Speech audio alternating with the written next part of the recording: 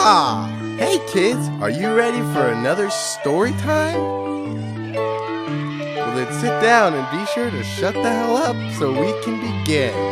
Hi kids, it's me, Zach. Are you ready for story time? I sure do have a good one for you today. Have you ever heard the story of Hansel and Gretel? No! Wonderful! The story of Hansel and Gretel is one of my favorites because it teaches us a great lesson about abandonment. Hooray! So once upon a time, there was a family living in a cottage in the middle of the forest, miles from anybody. The good thing about this was that there was no HOA in the neighborhood. The family who lived there was made up of two young children, Hansel the boy and Gretel the girl. They also lived with their daddy and their bitch of a stepmommy. What's a stepmommy? Dear God, boy, what is wrong with your voice? Well, I have a speech impediment. Now, a stepmommy is a mom that kids have when their daddies get a divorce, like I'm sure many of you kids have in your families. The stepmommy in this story was not a very nice lady. She was very mean to the kid's daddy, who must have had some deep-rooted psychological problems if he named his kids Hansel and Gretel. Gretel would probably never have to change her last name. Oh, no. Now, the stepmommy did not want the kids living with her and the daddy because it cost too much money to feed them. And this builds what we call character. What's a character? Jimmy, your voice is very annoying. Why, thank you. The stepmommy finally convinced the kid's daddy to leave them in the forest. Hansel heard this and decided to bring some bread so he could find his way home.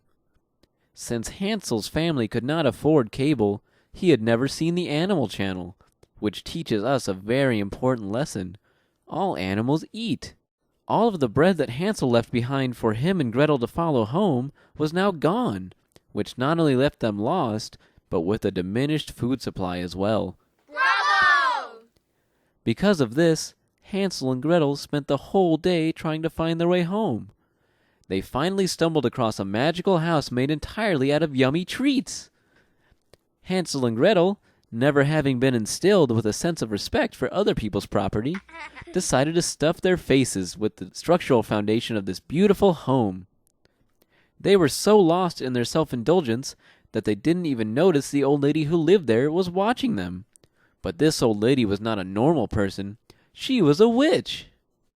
The old witch was very sneaky and decided to invite Hansel and Gretel into her house.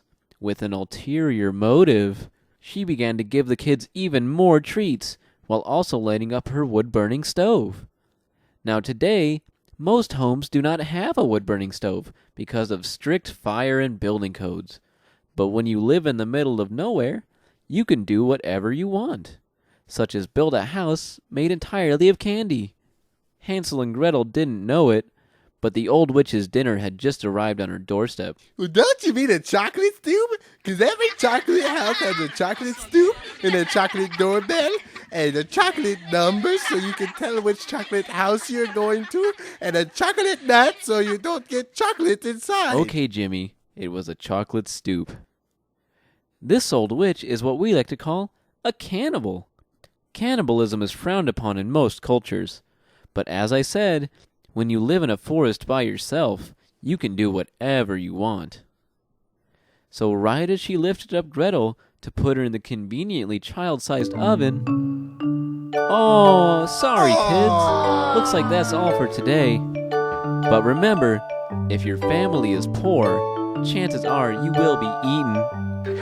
Hope to see you all again for Zach's Storytime.